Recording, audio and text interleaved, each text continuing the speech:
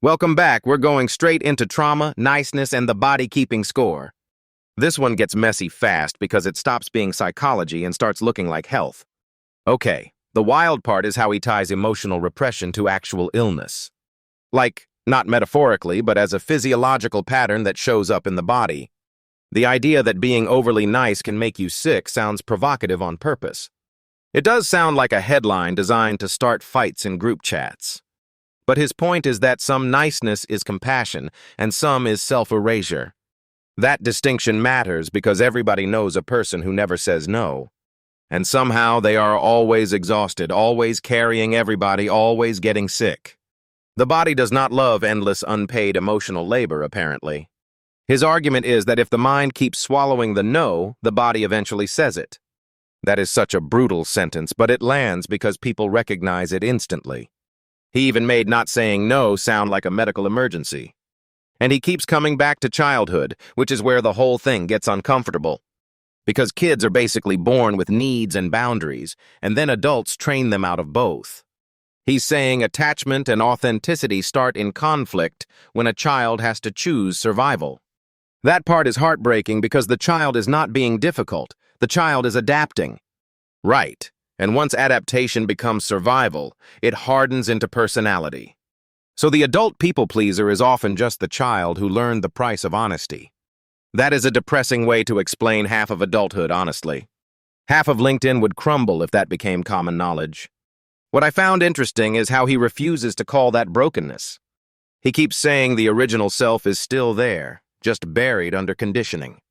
Which is nicer than saying your personality got professionally damaged by childhood. But it also makes the whole thing feel less fatalistic. Because if nothing essential is gone, then recovery is more like retrieval than invention. That's such a good way to frame it, because it gives people agency back. He's not saying trauma is an excuse, he's saying it is an explanation with consequences. That line matters, because a lot of people hear trauma talk and think it becomes permission. But he's very clear that understanding the pattern is what lets you stop repeating it. The example with rage was important too, because he separates healthy anger from chaotic anger. Healthy anger protects a boundary and then leaves the room. Rage, on the other hand, moves in, redecorates, and starts breaking furniture. That is exactly what it feels like when someone is completely triggered. And the scary part is how fast a small trigger can unlock a whole storage unit of old pain. He uses that idea of ammunition already being inside the person, which is pretty intense. It's not the disagreement that causes the explosion, it's what the disagreement touches. That's why some people react like the present moment is a childhood verdict. Exactly. And then the adult moment becomes a replay of being shamed, ignored, or called wrong. His friend's story made that feel very real, because being labeled stupid as a kid can stick forever. Imagine carrying a childhood diagnosis of not being enough into every adult argument. Then every correction feels like humiliation, not feedback. So a normal conversation becomes a full-body courtroom drama. And that's what makes his childhood lens interesting, because he keeps locating present behavior in old injury. The other thing I think he's pushing hard is the social level, not just the individual level. He's basically saying trauma is built into institutions when systems punish vulnerability instead of meeting it. Schools, medicine, prisons, even families, all of it can reinforce the same wound. And if you zoom out enough, it stops looking like private suffering and starts looking historical. That's where the collective trauma piece becomes hard to ignore. Because if a society is built on denial, then the individual denial starts looking very normal. Westminster Abbey as a trauma exhibit is a very sharp image, by the way. He's basically saying the story a society tells about greatness can hide a lot of damage. And once that lands, you can't unsee how politics and health get tangled together. His actual answer is surprisingly practical, though. Educate caregivers, support young families, reduce chronic stress. Which sounds simple until you realize how many systems are doing the opposite. Most people are not getting a trauma-informed doctor. They're getting 5 minutes and a prescription. And he's not anti-medicine. He just wants medicine to ask what happened to you. That question alone would probably change more lives than people expect. He also gives the self-help route, which is where the conversation turns from theory into action. Books, talks, support groups, self-inquiry, All of that instead of waiting for a perfect therapist. I did like how casually he said, read the books, as if that's the emergency exit. But honestly, for a lot of people, it is the first doorway. The self-inquiry question he uses is basically, where am I not saying no? That's a very sharp question because it forces the body, the guilt, and the fear into the same room. And then you ask who you would be without the belief that saying no makes you unlovable. That is where the whole thing opens up because now the person can imagine another self. Not a perfect self, just a less frightened one. Which feels way more honest than promising instant transformation. Real healing is usually less cinematic than people want. And that maybe is the point of this whole episode. The body is not betraying you. It is trying to speak. We'll leave it there because that already gave us enough to sit with. Next episode, we go deeper into what happens when that same pain turns into identity. Welcome back. This one is about trauma, niceness, and why the body keeps the receipts. And the uncomfortable part is that being good can sometimes be a stress response. That is such an annoying sentence because it hits too close to home.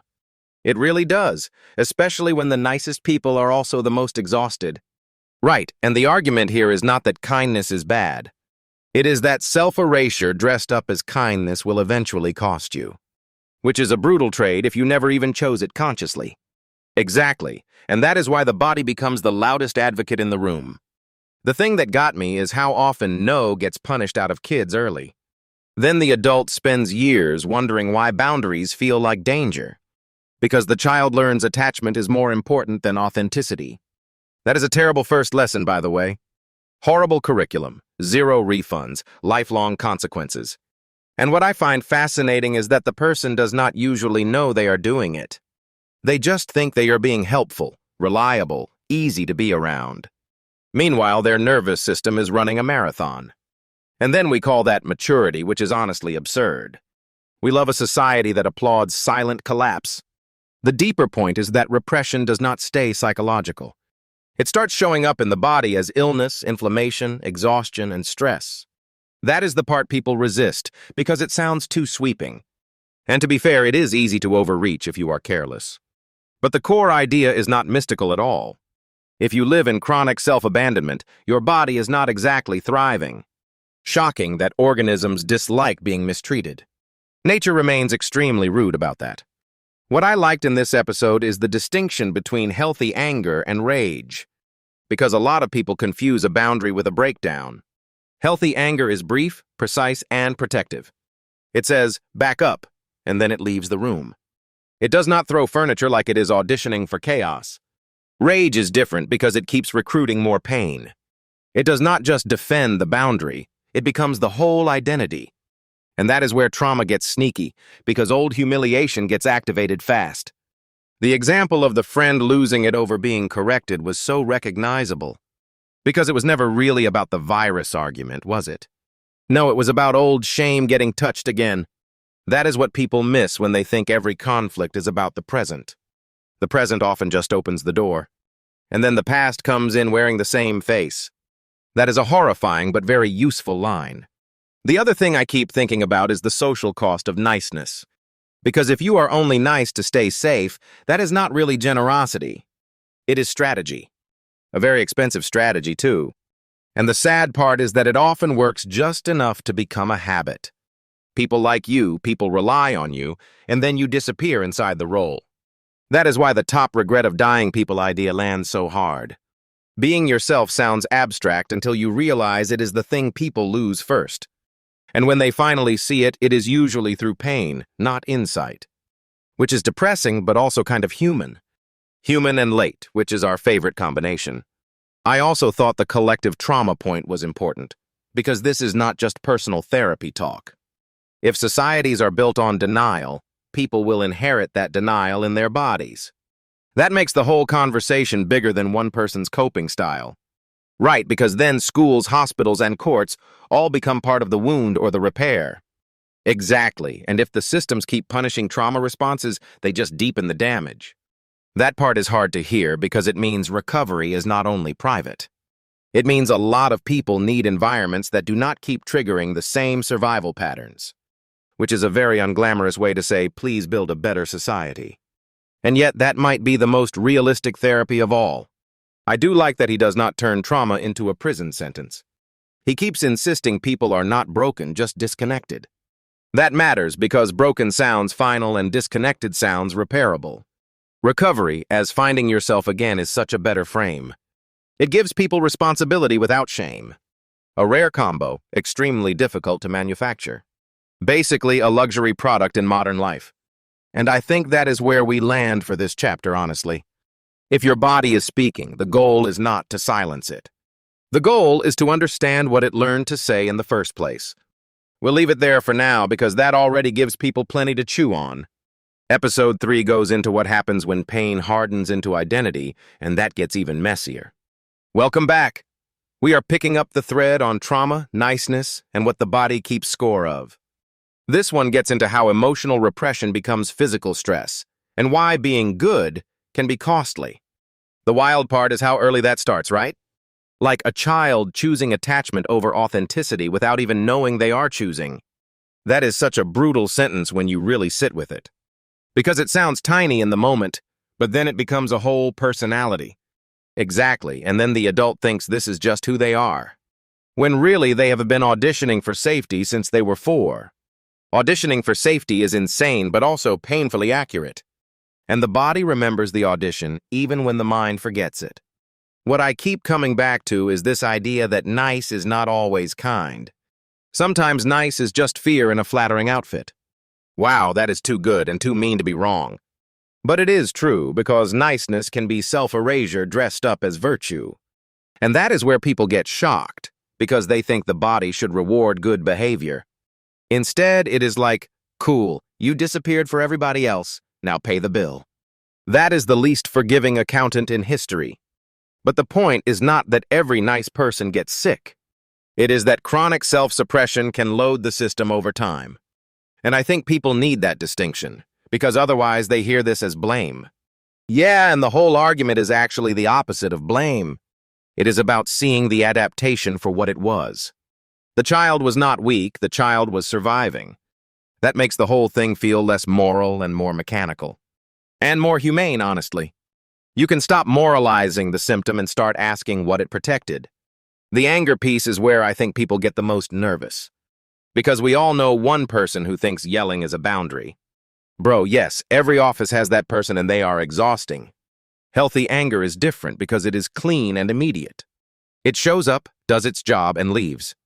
Whereas rage is like a fire alarm that never turns off. And then your whole nervous system is living inside the alarm. Exactly. And that is when the body starts paying the price. The story about your friend getting triggered by being corrected really shows that. Because the present moment was not really the present moment anymore. It was old humiliation getting reactivated. That is the part people miss when they say, just calm down. Sure, let me just calmly unmake my childhood. Exactly, nothing easier than that. But that is why the diagnosis matters less than the pattern. If a kid is treated like they are stupid, naughty, or impossible, they build around that. And then adults call the result a disorder, when sometimes it is just injury. Injury with consequences, yes. Do you think people are too quick to romanticize trauma work now? Like everything becomes a trauma response and then the person starts feeling broken. That is the danger, but the better framing is the opposite of broken. It says the original self is still there. Recovery literally means finding it again. That is such a powerful reframe, because it gives movement back to people. Right. It gives agency without pretending the injury did not happen. So the work becomes, where am I not saying no? And what am I afraid it will happen if I do? Which is such an uncomfortable question because the answer is usually loss. Loss of approval, loss of belonging, loss of the version of you they liked. But then the real friends stay. Exactly, and the fake attachment falls away. Which is rude, but also efficient. Painfully efficient, yes.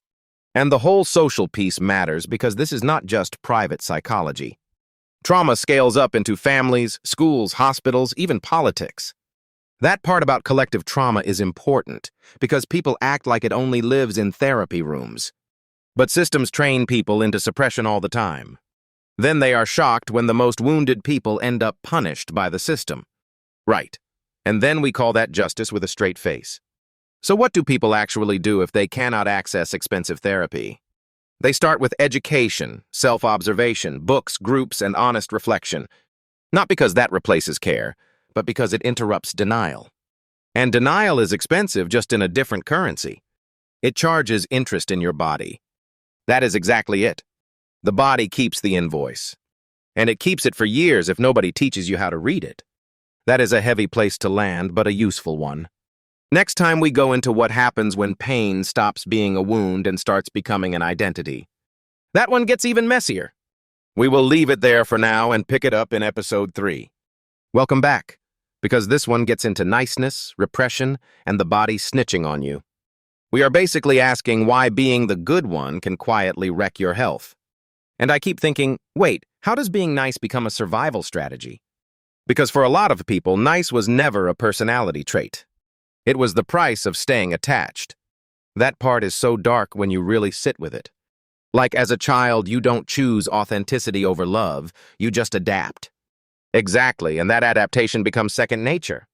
Which is a brutal phrase, by the way, because it sounds harmless. It does, until you realize it's the thing running your whole life. The wild part is that he keeps separating attachment and authenticity like they're two competing gods. And he's saying the kid always picks attachment because the kid has no leverage? Right, because a child cannot afford to lose the parent just to win an argument. So the no gets buried and the body keeps it alive. That's where the whole people-pleasing thing stops sounding cute. And the thing I find fascinating is the body-level claim, not just the psychology. Like the idea that repression has physiologic consequences is not some fluffy metaphor. He brings up lung cancer, multiple sclerosis, ALS, all of it. Not as a simplistic cause, but as a stress amplifier layered on top of risk. Which is where people get twitchy because they hear it and think you are blaming personality for disease. And that would be a garbage reading of it. But the claim is more like, if your system is already under pressure, emotional suppression makes the load worse? Yeah, and he keeps coming back to the same thing. The body says no when the person cannot. Which is such a savage sentence if you live your whole life saying yes to everybody. The MS story was wild too because he says the patients recognize themselves instantly. That part always gets me, because people often know before the experts admit it. The expert is still trying to make it clinical, and the patient is like, no, that is my life. Also, the ATM moment was incredible. He basically stress-tested her ability to say no in real time. That is insane behavior, honestly, but also genius in a chaotic way. Because he was showing that many people cannot even refuse a ridiculous request. And that becomes the whole problem, right? If you cannot say no to absurdity, you probably cannot say no to exhaustion either. Then you wake up one day with a body that has been negotiating for you. I liked the point that there is a difference between genuine kindness and fear-based niceness. Because those are not remotely the same thing. One is love, the other is compliance in a nice shirt. That is a very good line and also very depressing. The depressing part is how early it starts, because babies are not born negotiating their feelings. They are loud little truth machines. Exactly, and then adults spend years sanding that down. And he keeps saying the real tragedy is not anger itself, but the punishment of anger. Because then the child learns that even healthy protest is dangerous? Yeah, so the kid suppresses the no to protect the bond. Which means they are literally choosing relationship over selfhood before they can even understand the choice. And that's why he says trauma is disconnection from yourself. Not just the event, but the split it creates. Exactly, the event matters, but the self-abandonment is the poison. That is such a painful sentence because so many people built entire identities around it. And then he flips it into this idea that recovery means finding yourself again. Which is why he hates the language of being broken. He is allergic to the whole damaged goods vibe. As he should be, honestly, because that mindset kills agency. He wants people to see trauma as explanation, not identity. That distinction matters a lot because explanation can free you and identity can trap you. And he gives the perfect example. You do not get to blame your mother forever in adult life. Thank you, because that is where it can get slippery fast. If trauma becomes permission to stay stuck, then it stops being healing.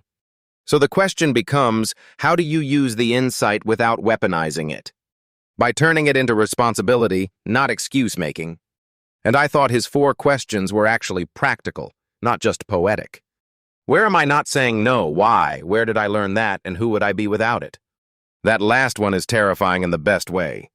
Yeah, because if your whole self is built on being useful, that question opens a trap door. But that is also where the actual work begins. I also want to talk about healthy anger because he is very careful there. He is not glorifying rage. He is talking about clean boundary energy. Not screaming at a cashier because your sandwich had too much mustard. Right, that is not healing, that is just being unbearable. His point is that anger should do its job and then leave. And if it doesn't leave, it becomes the fit, the spiral, the overload. Exactly, and that is where the heart attack and stroke risk conversation comes in. That was a real jaw-drop moment because the body is not philosophically interested. It is just doing chemistry. And then he ties all of it back to childhood invalidation, which makes the whole thing feel interconnected. Yeah, the angry adult is often the unloved kid with better vocabulary and worse blood pressure. That is so rude, but also unfortunately true in a lot of cases. And the example of his friend being called stupid was heartbreaking, because that is not just criticism. It is character assassination at an age when you do not have a defense. Exactly. And then the child builds a whole identity around the wound. No wonder the reaction later is so hot when somebody pokes the same place. He also talks about being unseen as his own trigger, which makes total sense now. Because if you were not seen as a child, the nervous system treats invisibility like danger. That is the part that hurts the most to me. And yet the larger point is hopeful because he keeps insisting nothing is fixed. Even if the pattern started early, it is still retrainable. Yes, but it takes repetition, self-honesty, and a lot of awkward no's. Awkward no's should honestly be the name of a support group. And maybe a lot of people would join if they knew it was allowed. Which is the bigger theme here for you? The health piece or the identity piece? Honestly, the identity piece, because the health stuff is the bill arriving later. That is exactly what makes it sneaky. You do not feel the cost immediately, so you keep calling it being good. That is the perfect place to pause because we have to come back to what pain becomes when it turns into a personality. And that next part gets even messier. We will pick it up in episode 3 because that one really opens the trap door.